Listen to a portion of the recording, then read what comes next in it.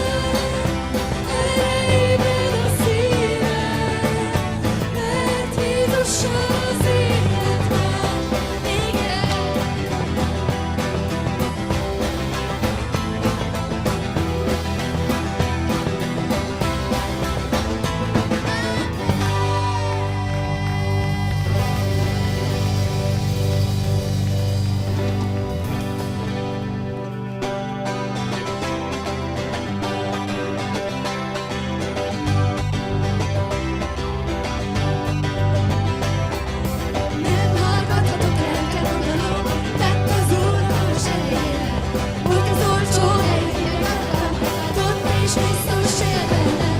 Nem hallgathatok el, nem mondalom, tett az Úr hatalmas erejére. Volt ez olcsó, de én megkaptam, mert ott is Krisztus él bennem.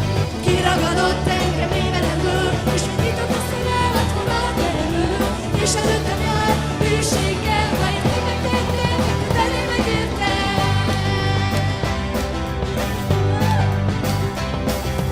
Nem hallgathatok el, kell mondanom, tett az Úr hatalmas erejére. Volt ez olcsó, de én megkaptam, mert ott is Krisztus él bennem. Nem hallgathatok el, kell mondanom, mit tett az Úr hatalmas erejére. Volt ez olcsó, de én megkaptam, mert ott is Krisztus él bennem. Kiragadott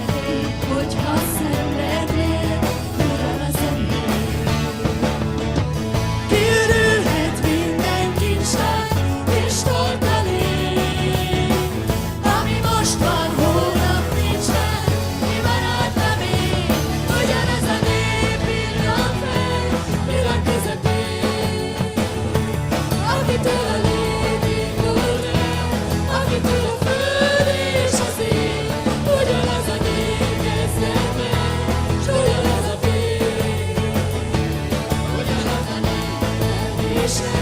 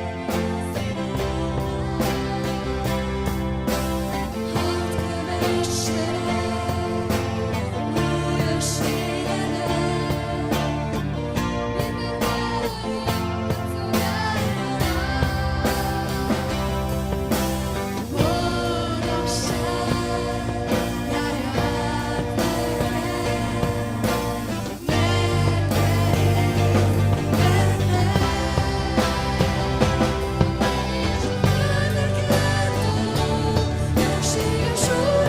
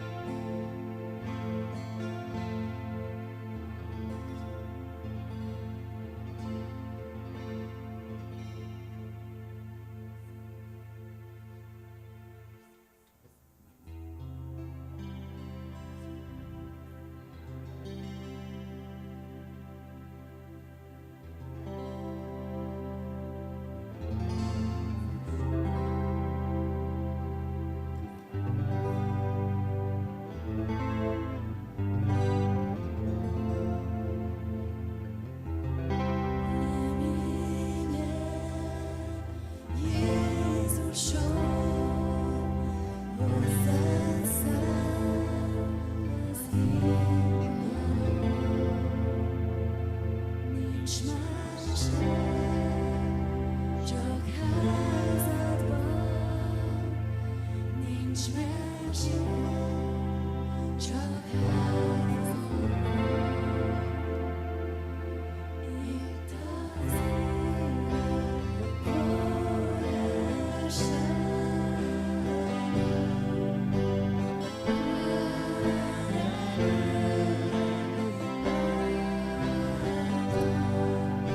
Új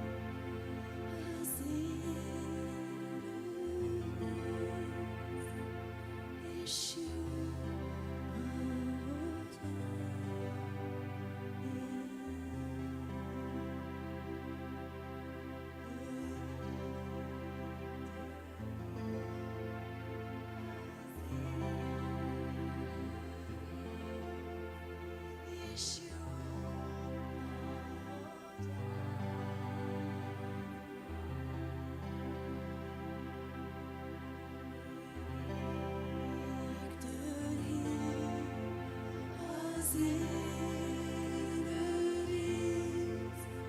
és jó, ahogy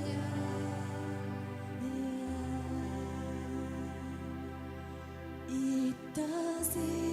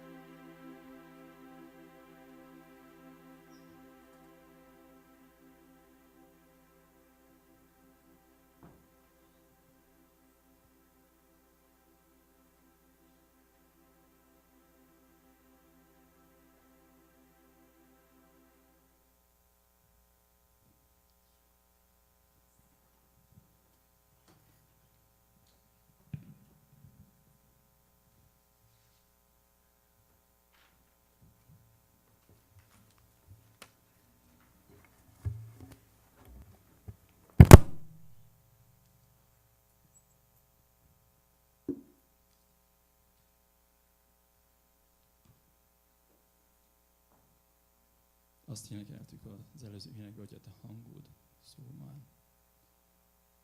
Meggyógyítja ezt a szenvedő földet. A te hangod szól már. Szabadító, jöjj neki is tovább. Foglaljunk helyet.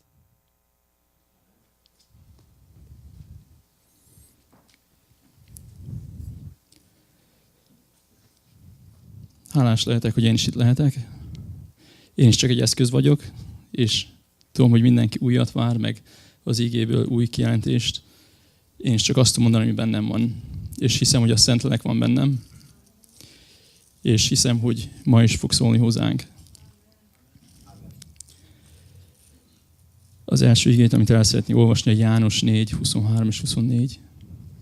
Nem tudom, hogy észrevettétek az igét, ami fel volt írva a legelején, hogy ne oltsátok meg a Szent Szellemet. És az érdekes és jó számomra, hogy az Isten íge egy összefűződik, és összekötődik. És egybe az Isten szava. És az énekben is az ember, a világ vágyja az Isten szavát, vágyja a hangját, vágyja az igazságot, és az igében azt írja, de eljön az óra, és ez most vagyon, amikor az igazi imádók lélekben és igazságban imádják az Atyát. Mert az Atya is ilyeneket keres az ő imádóiul. Az Isten lélek. És akik őt imádják, szükség, hogy lélekben és igazságban imádják. Mikor eljövünk az Isten helyére, akkor az, ami vágyunk, hogy Istennel találkozunk, az, ami vágyunk, hogy imádjuk őtet. Ennél többet nem tehetünk. Az érdekes számomra az, hogy írja, hogy amikor az igazi imádók lélekben és igazságban imádják, miért írta oda az Úr, hogy igazságban?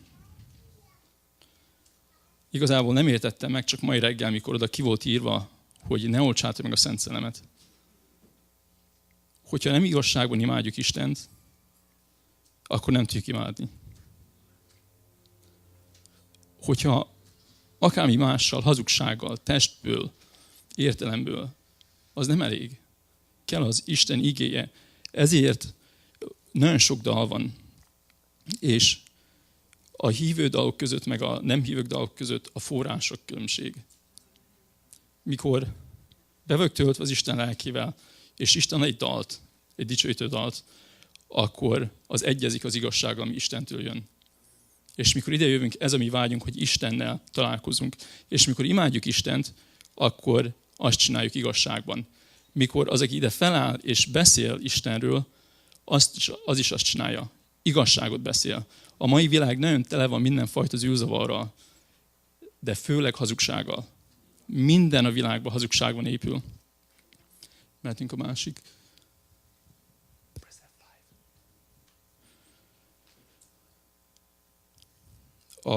A világ tele van mindennel, és mindenki keresi az igazságot. Nagyon sok helyt keresik, de egy igazság van. És az érdekes az, hogy mikor van egy igaz, akkor van nagyon sok hamis. És sok ember az igazságot keresi, de rossz helyt. De van egy ige, és ez nekem tetszik legjobban, hogy újjászületni nagyon könnyű. Mikor az ember az igazságot keresi, azt megtalálja. És a tudósok is így vannak, hogy a biology-ba, meg a science-ba tanítsák az evolution-t, meg a Big Bang Theory. És így van a tudományban is, hogy az az ember, aki keresi az igazságot, és kutatja például a szellát az emberbe, minél nagyobbra nagyítja, annál jobban rájön, hogy van még élet, van még egy pici valami, ami él benne. És eljutnak arra szintre, hogy el kell ismerjék, hogy létezik Isten. Mert egy Big Bang nem tudná ezeket kialkotni és megcsinálni.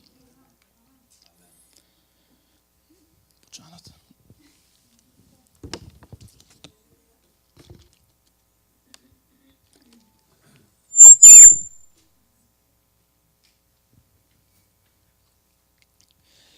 A mai nap az igazságról szeretnék beszélni, és ez egy óriási nagy szó. Óriási nagy szó, és nagyon sokszor megemlíti valamilyen formában az ige. Nagyon-nagyon sokszor beszél arról, hogy igazak legyetek, igazságot beszéljetek, és csak egy néhány részét próbálnám megérinteni, és erről beszélni. A fő dolga az igazságnak az, hogy szabaddá tesz. De hogy szabaddá tegyen, kell halljuk az igét.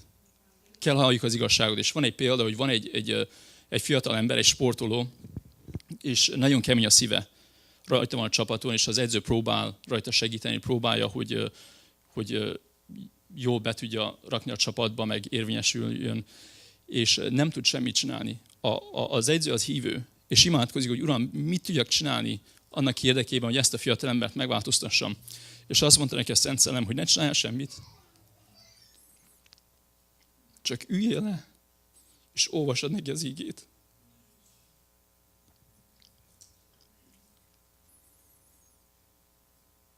Óriási nagy erő van az ígébe. A mai nyelven beszélünk az abszolút igazságról, meg a fél igazság, meg ilyen igazság. Istennél nem létezik az abszolút igazság, csak az igazság. Nála nem lett igazabb az igaz. Nálunk van igazabb, van nem annyira igaz. Ő nem úgy méri. Az igaz, és ez, amit le van írva, az igaz. És ahogy olvasta neki az ígét, minden nap behívta 20 percre, és mivel tisztelte az edzőjét, hallgatott rá. Szülére nem tiszteli.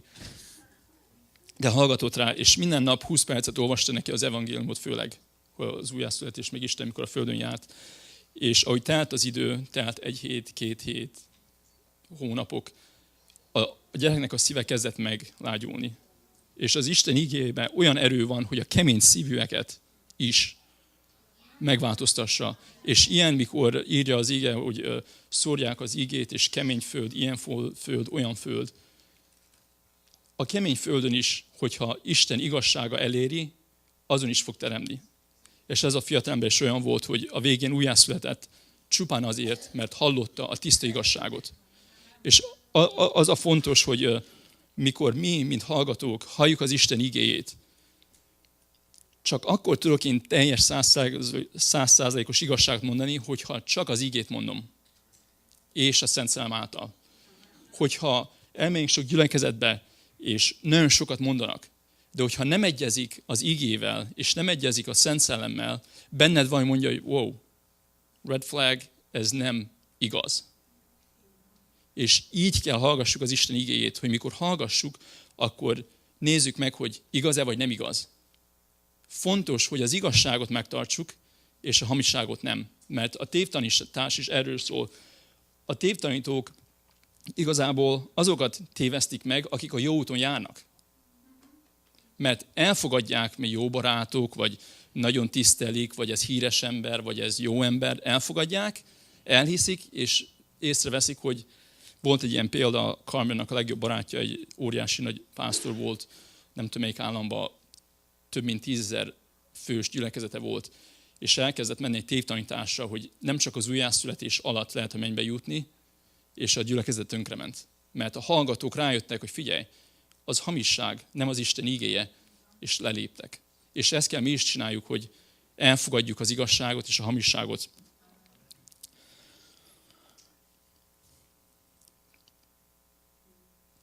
Volt egy pásztor, és volt egy filmrendező barátja.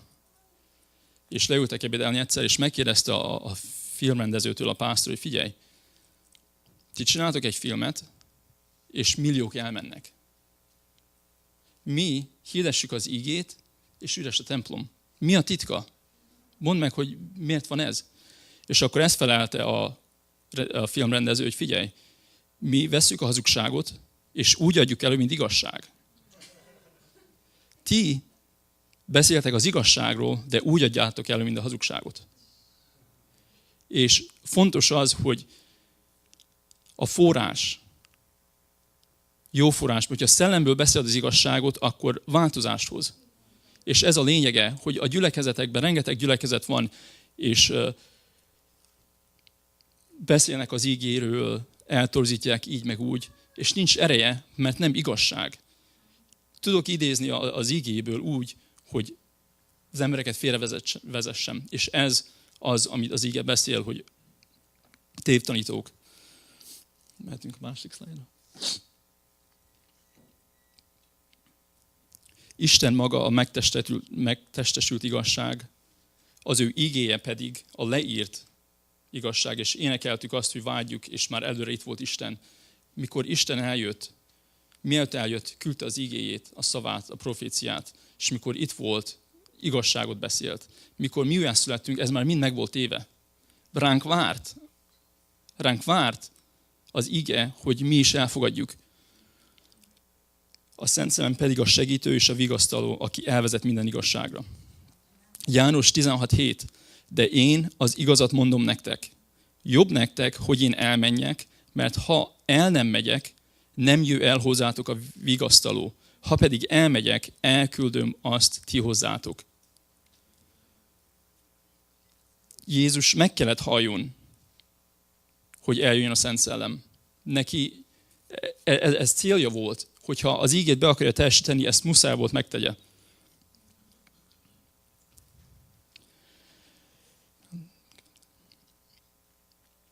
Itt azt olvassuk, hogy én vagyok az út, az igazság, az élet, senki nem mehet az Atyához, csak én általam. Én vagyok az út, az igazság és az élet. János 14.6. Mondta neki Jézus, én vagyok az út, az igazság és az élet. Senki sem mehet az Atyához, hanem én általam.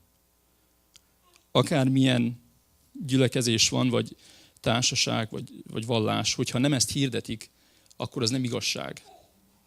Ezt kell hirdetni. Ő az út, az igazság és az élet.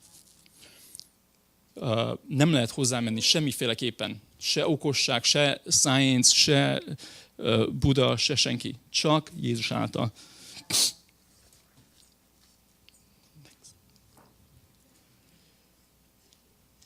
Jézus az út, az igazság és az élet. Út nélkül nem járhatsz. Igazság nélkül nem láthatsz. Élet nélkül nem élhetsz.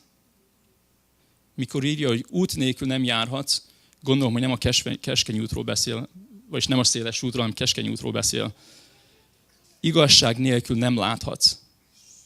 Mikor eljön az igazság, és befogad a szívedbe, akkor a szemed felvillan. A Szent Szellem azt írja, hogy elvezet minden igazságra. A Szent Szellemnek van ereje, hogy az igazság, írja máshol is, hogy újjatok meg a ti elmétek szerint. Hogyha elfogadjuk Istent, és befogadjuk az igazságot, és az igazságot magunká tesszük, akkor átváltozik az elmünk. Azt, amit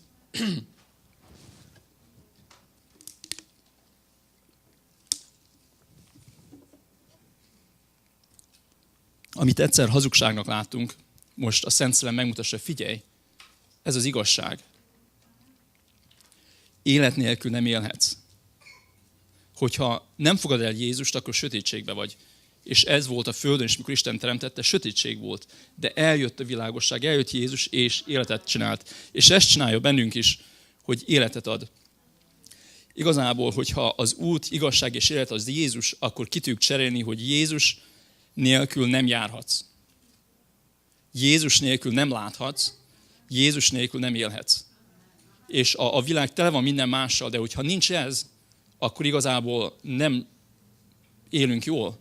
Mert nem igazságban járunk, nem világosságban, és rossz úton vagyunk. A példabeszédek 12.28. Az igazság ösvényén élet van, és útja nem a halálba vezet.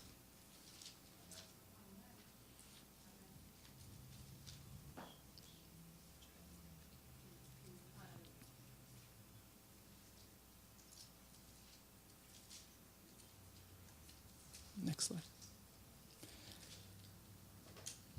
Ezt, mikor én is felnőttem a baptistáknál, egyfajta képet erről láttunk, biztos ti is láttátok, hogy vallásos volt persze, de megijesztő volt, hogy a végén a képnek volt egy nagy szakadék, és ott volt a tűz, és akkor meghalsz. És ilyen félelmet rak az emberbe, hogy térjen meg, és járjon a keskeny ösvényen. Tudod, mint gyerek, akkor ez egy kicsit... Az igazság az, hogy a keskeny út azért keskeny, mert nagyon sok ígéret van. Tele van ígéretekkel. És hány ember itt Amerikában is nagy akar lenni, színész, sportoló, ígér ezt, ígér azt, de egyik se visz a boldogságra, és egyik se visz az életre. És nagyon kevés az ember, aki megtalálja. Mert olyan jónak tűnik, mint a filmrendező mondta, a hazugságot elfogadják, mint igazság, és olyan jónak tűnik az, ami a széles úton van, hogy nem is kell más. Nem is jönnek rá az emberek, hogy figyelj, a keskeny út az, ami kell, és az, ami jó.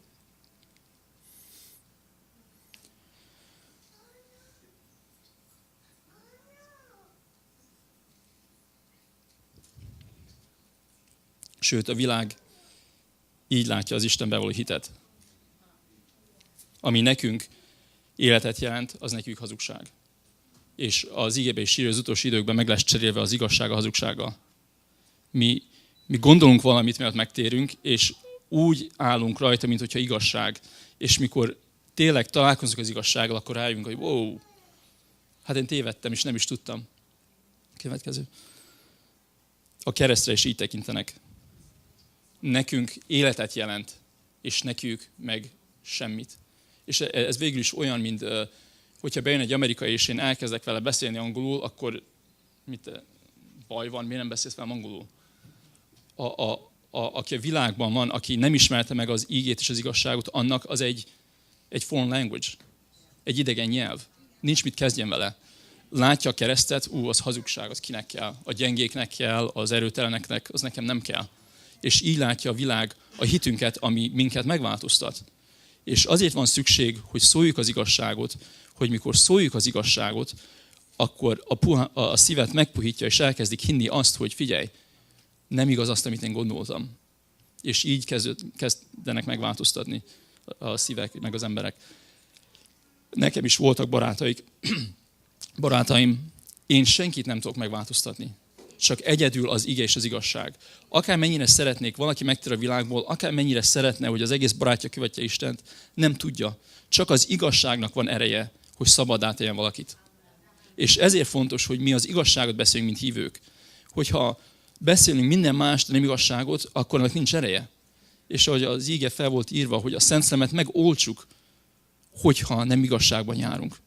Hogyha hamissággal vagyunk tele, akkor én nem is látom az igazságot. Én nem is tudom elképzelni az, hogy mi a jó út, mert én körbe vagyok véve hamissággal.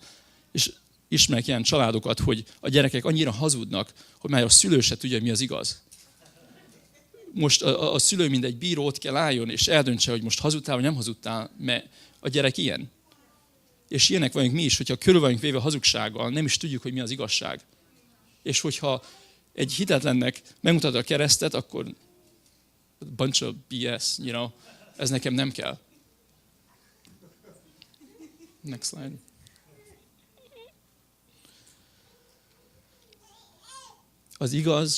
Az igazság, még ha senki sem hiszi el, a hazugság az hazugság, akkor is, ha mindenki elhiszi.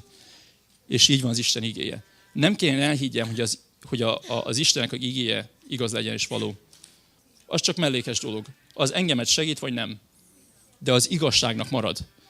És csak az igazságot érdemes megtartani. Én is, mikor befejeztem a high school-t, és menjek egyetembe, én nem nagyon akartam menni egyetembe, mert természetesen, hogy pásztor fia vagyok, kéne menni bibliaiskolába, de nem akartam, mert láttam, hogy mit tesz az emberekkel, és vallásos nem akartam lenni, és leültem, és imádkoztam, mondtam, Uram, akarok menni egyetembe, de nincs nagy, vagyis nem nagyon akarok, mert nincs vágyom, mert hívőre nem akarok, másikra nem érdemes, mert tele van egy csomó liberal tanárokkal, és leültem, és imádkoztam.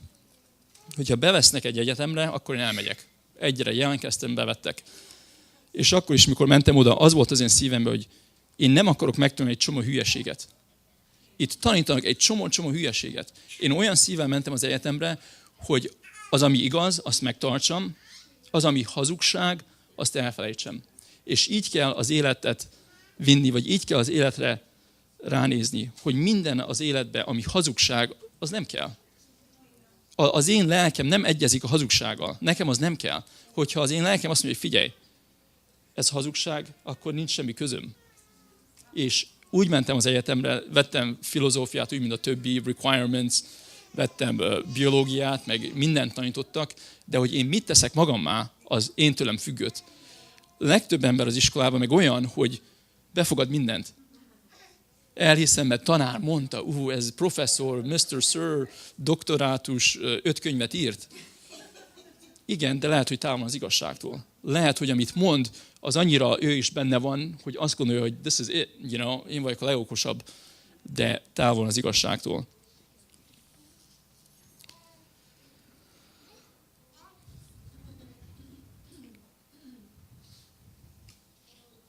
Jó, next slide.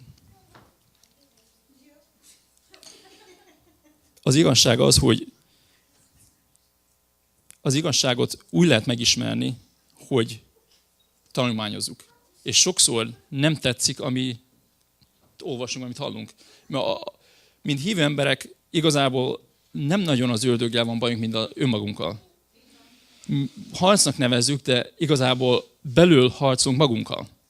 Szóval a Szent Szellem harcol veled, amit te eddig csináltál, vagy ami benned van, és nem egyezik a kettő, és akkor harc van.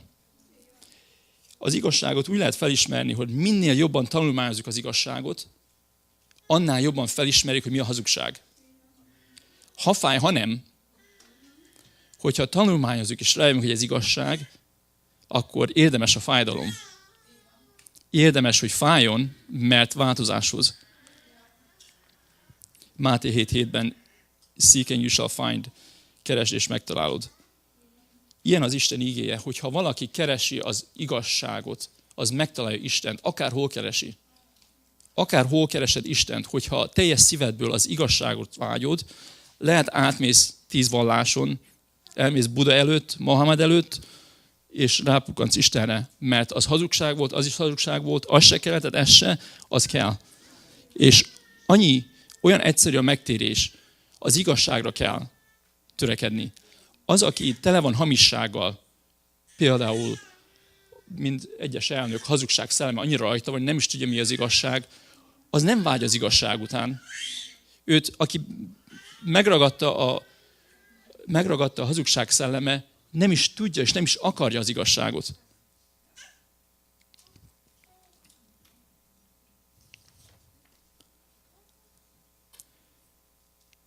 Ez a mondás, hogy the truth hurts, az igaz fáj. Mikor Jézus is itt járt a földön, akkor azért volt, hogy two camps. Volt, aki szerette őt, és volt, aki gyűlölte. Aki gyűlölte, az fájdalomban volt. Mert fájt neki az igazság. A vallásos embernek, a farizeusnak, mikor megmondta az igazságot, neki az fájt. Egyrészt azt, hogy a világosság felmutatta, hogy milyen ő igazából, és nem olyan nagy szent, mint amit elképzelnek az emberek róla. Másrészt azt, hogy ő szerette az állapotját, és nem akart megváltozni, és az neki fájdalmat okozott, hogy figyelj, nekem azt mondod, hogy izé vagyok. Az igazság elkezdődik a fájdalommal, de hogyha befogadod, akkor változás az életedben. És sokszor, mint hitetlenek is, mielőtt halljuk az Isten igéjét, azt gondoljuk, hogy minden jó, meghalljuk az igazságot, és fájdalmat okoz. Nem vesszük úgy, this is the best thing ever, ez kelletett, hanem fájdalmat okoz. Ez miért fáj? Azért, mert igaz. És a fájdalom azért van, mert nem egyezik az igazság avval, ami bennünk van.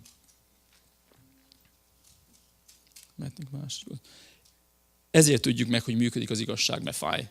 Hogyha nem fájna, akkor egyezne avval, ami bennünk van. Hogyha te vagyok hazugsággal, és valaki elmondja az igazságot, akkor megyek tovább, mert ez tök jó nekem.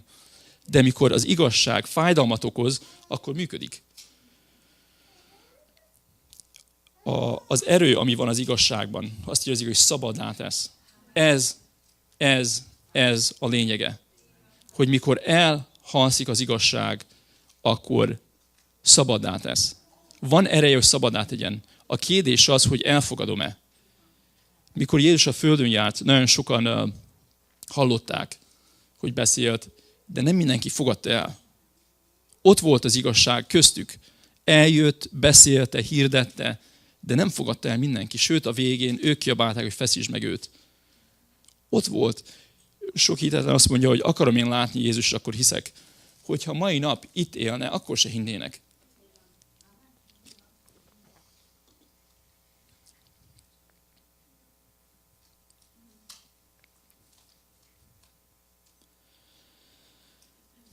Mehetünk a következőre.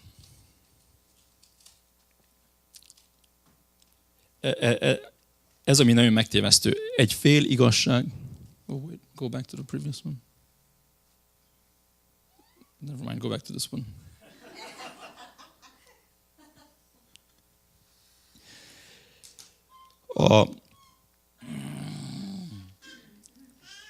A sátán is megpróbálta ezt. Mikor Jézus bement a pusztában, mert a szellem oda küldte, akkor megpróbálta Jézust csalni, be akarta csapni. És mit használt? Az igét. Az igazságot felhasználta arra, hogy próbálja Jézust bűnbe vinni. És ezért kell mi talpon legyünk és lábon, hogy ne engedjük, hogy valaki használja az igazságot arra, hogy minket becsapjon. Mert sokszor nem az számít, hogy mit mond az ember, sokszor az számít, hogy mondja, miért mondja. Hogyha ismerünk egy pletykás embert, akkor tudjuk, hogy ha mond valamit, we gotta take it with a grain of salt. Mert nem biztos, hogy igaz. És a forrás az a lényeg. Az, hogy sátán mondta az igét, az azért volt rossz, mert ő mondta. És az ő célja nem az volt, hogy Istennek jót tegyen, hanem hogy rosszat tegyen. És ez nagyon fontos, hogy felismerjük, hogy nem csak az számít, hogy mit mondanak, hanem mi a cél. A cél az lényeg, mert mi nem tudjuk megváltoztatni. A sátán megpróbálta, mikor Jézus megfeszítették, a sátán, hiába a proféciák voltak, hogy Jézus jön, meghal, feltámad, tudta, hogy mi az igaz.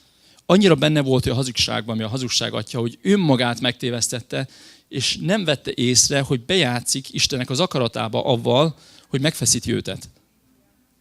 Hogy a hazugság annyira a szemét elvakította, hogy nem látta az igazságot, hiába meg volt mondva előre, hogy Jézus fog jönni és feltámad. Ő nem tudja az igazságot megváltoztatni. Neki nincs ereje, hogy az igazságot, ami az íge, megváltoztassa.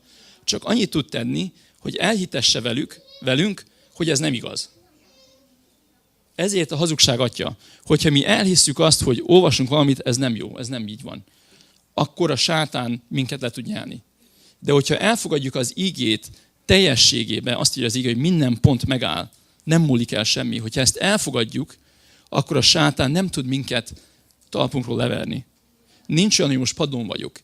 Mert azért vagyok padlón, mert elkezdem hallani, hogy ezt meg azt, és rájövök, hogy később, hogy hazugság, de a hazugság téged a földre vert. Az igazság soha nem ver téged a földre úgy, hogy nem tudok felállni, azt se tudom, mi a bajom. Fáj, de az igazság szabaddá tesz. Ez az igazságnak az ereje, hogy szabaddá tesz. A hazugságot meg megkötöz, és az tényleg lever. Az úgy lever, hogy azt se tudod, hogy hívő vagy már. Next one.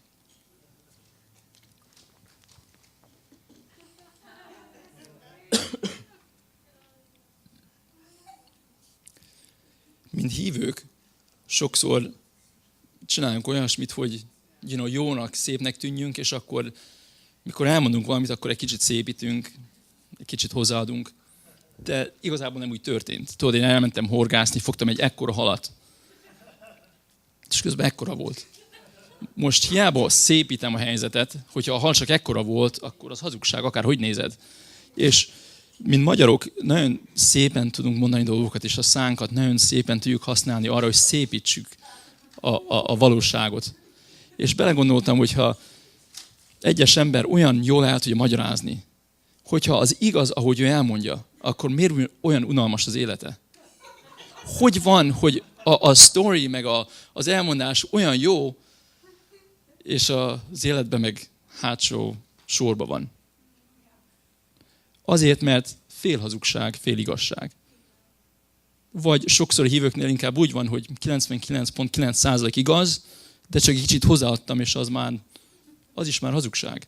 Hogyha én most arról beszélek, hogy el kell fogadni az igazságot, és Jézus az egyetlen igazi út, és a végére azt mondom, de tudjátok, Buda is azért, ő is még elég kóser, akkor már a 99,9%-kal elrontottam a 99%-ot, azaz egy tév dolog miatt. Szóval, mint hívők, nagyon résen kell állni, mert a hazugság nagyon kevés ponton áll. Mikor elmondunk egy valamit valakinek, és továbbadja valaki, az már nem úgy volt elmondva, mint az eredeti.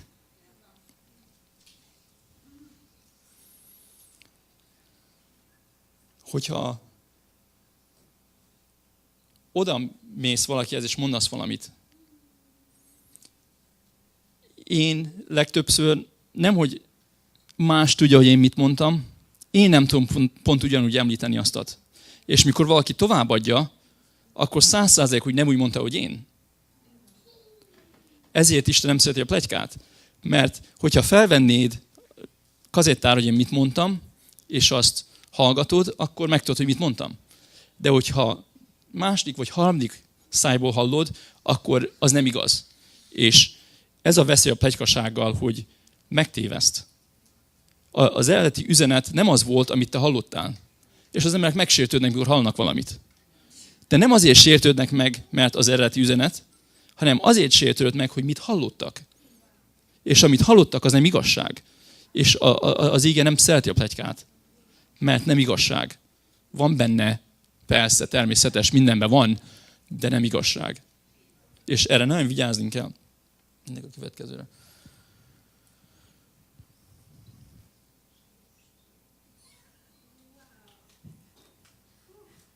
Sokszor annyira tartunk valamire, hogy ez így van. Ez igaz. És eltelik valami idő, és akkor rájössz, hogy figyelj, a témának a rossz oldalába kapaszkodtam. Ezért fontos, hogy mi fel tudjuk ismerni az igazságot és hazugságot. Különböztessünk a kettő között, hogy ne fogadjuk el azt, ami igaz, és az, ami hamis. Hogyha beszélsz...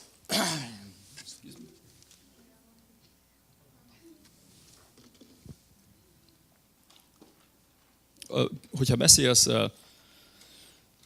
például van a dollár. Az amerikai dollár a leghamisítottabb pénz a világon. Van egy igazi, amit a Federal Reserve engedi, hogy nyomtassanak. Egy igazi hely van, ahol nyomtatnak. De van több ezer hely, ahol nyomtatnak dollárt. Hogyha beszélsz counterfeiting emberekkel, akik azt tanulmányozzák, hogy melyik igaz, melyik hamis, akkor azt mondják neked, hogy úgy tudod felismerni a hamisat, hogyha tanulmányozod az igazat. Hogyha tisztában vagy abba, hogy mi az igazi $100, akkor fel tud ismerni a nem igazit. Így van az Isten igéje is. Van egy igazság, és van egy csomó hamisság. Aki nem ismeri ezt, nem tudja, hogy mi a hamisság. Hogyha én nem ismerem Isten igéjét, akkor nem tudom, hogy a másik az jó-e, vagy nem jó-e. De mikor megismerted az igazságot, tanulmányoztad az igazi dollárt, akkor tudod, hogy mi a hamisság. Hogyha én, milliómos vagyok, és tegyük fel, és elmegyek ahhoz a céghez, ahonnan veszik a tintát, elmegyek ahhoz a céghez, ahol veszik a papírt, elmegyek az emberhez, aki kifaragta a pléteket, amik nyomtatták a pénzt, és elkezdem gyártani a pénzt, és pont úgy néz ki, mint az eredeti. Pont úgy néz ki, úgy adja elő magát, mint az igazságot. Pontosan úgy. Akkor se igaz. Mert nincs megengedélyezve, úgy, mint a sátának sem nem volt, nincs megengedélyezve, hogy én nyomtassam. Akár mennyire úgy néz ki, akár mennyire, wow, this passage is real, you know, nem. Nem. Go to the next one.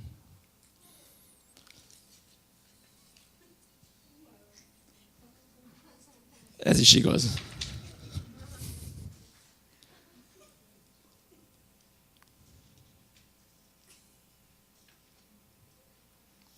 A pletyka is ilyen végül is. 3 fajta van, amit hallottál, ami létezett, és te oldalad.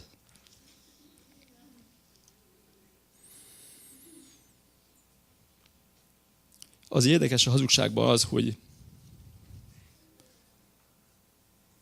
aki hazudik, az mindig a saját érdekébe hazudik. Például aki pletykál. Mikor valakiről mond valamit, úgy mondja a barátjának, hogy ő jól nézzen ki. Akiről beszél, az soha nem néz ki jól. Akiről szó van, egy pletykáló soha nem mondja úgy, hogy he's the star, hanem én. Mindig az a lényege, hogy én milyen újat tudok mondani, most nézd meg. I have some new information erről. És úgy mondod el, hogy a te érdekedben. És ez a rossz a pletykába. Hogy az igazság is úgy mondod el, hogy neked legyen jó. Nem az, akiről szó van.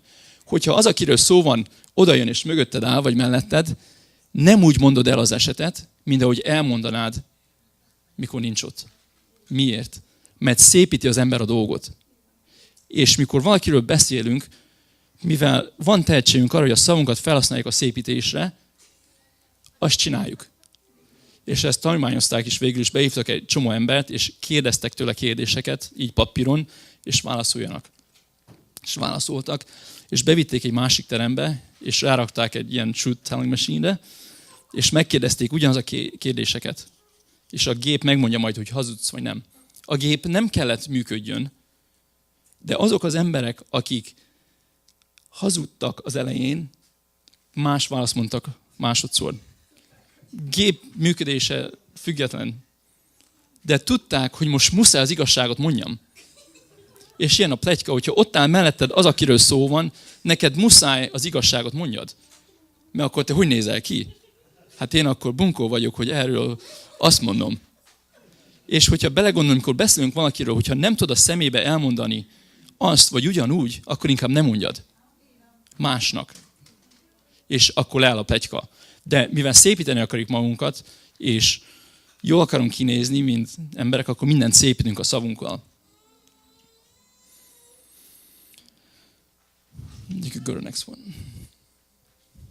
Azt írja az ige 1 Péter 5, 8 és 9. Józanok legyetek, vigyázzatok, mert a ti ellenségetek az ördög, mint ordító oroszlán, szerte jár, keresvén kit elnyeljen. Akinek álljatok ellen, erősek lévén a hitben. Mint ordító oroszlán, hogyha lenne hang, beraknám, hogy kiabáljon is. Mert az ördögnek ez a lényege, hogy kiabál. Nincs ereje, nem tudja az igazságot megváltoztatni, de hogyha kiabál, és te megijedsz, akkor szét tud karmolni, mert hittél neki. És ezért kell ellenállni az ördögnek. Mert az ordítás az csak ordítás. Ez ennyi. Hogyha elmész az állatkertbe, és van egy ketrec, és ide jön az oroszlán, és elordít egyet, nem félsz. Mert ott van a ketrec, és tudod, hogy nem harap meg. De hogyha elmész abba a zooba, San Diego-ba, ahol az állatok ott sétálnak, és ide jön az oroszlán, és ordít egyet, és ez a különbség, hogy az ördög így is úgy is ordít. De te ne ijedjél meg. Hogyha Jézus van benned, akkor ott állsz, és nem ijedsz meg, ha van ketrec, ha nincs ketrec. Mert ő az ordításával hazudik, és a hazugságával be akar csapni. És hogyha elhiszünk neki, akkor meg tud félemlíteni. És Jézus, mikor a földön járt, nagyon sokszor úgy kezdte, hogy ne féljetek. Miért? Mert az ember hajlamos volt arra, hogy féljen, azért, mert gondolt valamit, ami nem igaz, és akkor már féltek. Mikor Jézus felment, megfeszítették, elment, akkor mindenki félt, elbújtak. Pedig ott voltak Jézussal hány évig, hallották az igazságot, és mégis féltek. Mert ez az ördög, hogy az ördög kiabál. Az ördög csak kiabálni tud. Hogyha el tudja veled hitetni a hazugságot, akkor éri el azt, hogy le tud nyelni.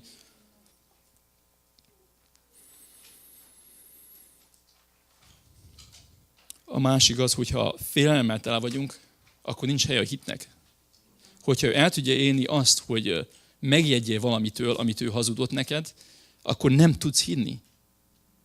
Nem tudsz hinni. Itt van az igazság, és itt van a hazugság. A kettő távol van egymástól. Nem létezik a kettő egy helyt. Hogyha itt a hazugság, akkor elhiszed, akkor félsz. Itt van az igazság, itt a hit, akkor egyiket se tudod csinálni. Mert a kettő ellenkező irányba megy. Next slide. Befejezésül 1 Timóteus 2, 3, 4.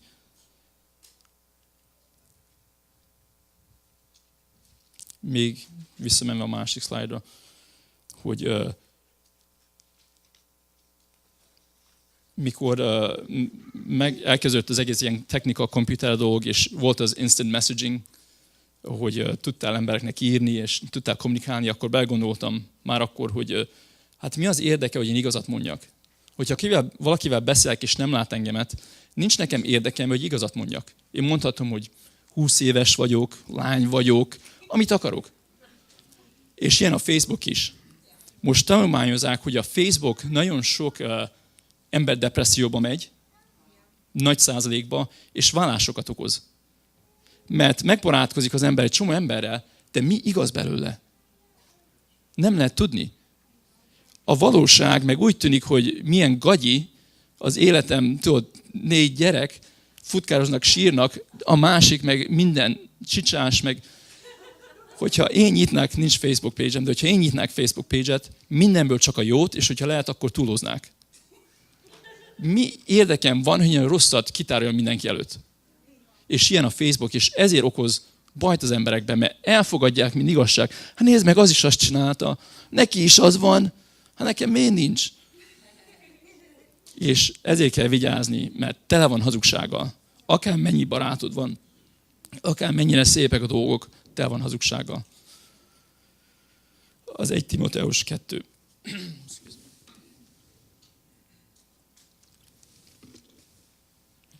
Mert ez a jó és kedves dolog, ami megtartó Istenünk előtt, aki azt akarja, hogy minden ember üdvözüljön, és az igazság ismeretére eljusson. Az igazságnak ez a célja. Isten azt akarja, hogy minden ember üdvözüljön. Üdvözülni csak akkor lehet, hogy az ember megismeri az igazságot. Hogyha én úgy élem az életemet, hogy körülveszem magam hazugsággal. Komputer, Facebook, könyvek, újság, hírek, akkor hogy tudom megismerni az igazságot? Az emberben kell legyen egy filter, ami azt mondja, hogy figyelj, akármilyen szépen mondják a dolgot a hírekbe, az hazugság. Akár hogy adják elő, az hazugság. És a hívő emberben főleg ez fontos, mert hogyha nem, akkor elmegyünk Istentől. Fontos az, hogy megismerjük az igazságot, hogy üdvözölni tudjuk. Minél közelebb vagyunk az igazsághoz, annál távolabb vagyunk a hazugságtól. Minél több jobban belemeríted magad az Isten igéjébe, belemeríted magad az igazságban, annál kevesebb helye van, hogy a hazugság be tudjon csapni, vagy megragadjon. És ez a mi célunk, hogy a mennybe jussunk, és másokat is oda vezessünk. Imádkozzunk. Hálásak vagyunk Istenünk a Te igédért, az igazságodért. Köszönjük azt, Urunk, hogy a mi elménket felvirítod, és megismerhetjük tényleg a teljes igazságodat, és azt elfogadjuk, és minden, ami hamisság, azt eldobjuk. Szükségünk van rád, Urunk Jézus, mert nálad kívül nincs igazság ezen a földön, más minden csak fél, vagy valamennyire igaz. Tudjuk azt, Urunk Jézus, hogy az erő és a hatalom nálad van. Hálásak vagyunk, Urunk Jézus, azért, hogy megszabadítasz minket, hogy szabaddá teszel minket. Az, ami vágyunk, Urunk Jézus, hogy bejuthassunk a Te színed el, és tudjunk Téged ott is imádni, úgy, mint itt ma. Az, ami vágyunk, hogy Téged tudjuk imádni a mi szívünkkel, teljes elménkkel. Szabadítsál meg a gonosz hatalmától, adjál erőt, hogy ellen tudjunk állni a hamisságnak, az órító oroszlánnak. Adjál erőt, hogy tudjunk ellene állni ennek a világnak a hatásának, hogy tényleg tudjuk megtalálni a keskeny utat, és tudjuk elfogadni azt, amit a keskeny út ajánl. Hálásak vagyunk ezért, Urunk, dicsérjük és magasztaljuk a Szent nevedet. És köszönjük azt, hogy megállhatjuk a mai ennivalót is. Legyen a mi egészségünkre. Jézus nevében. Amen.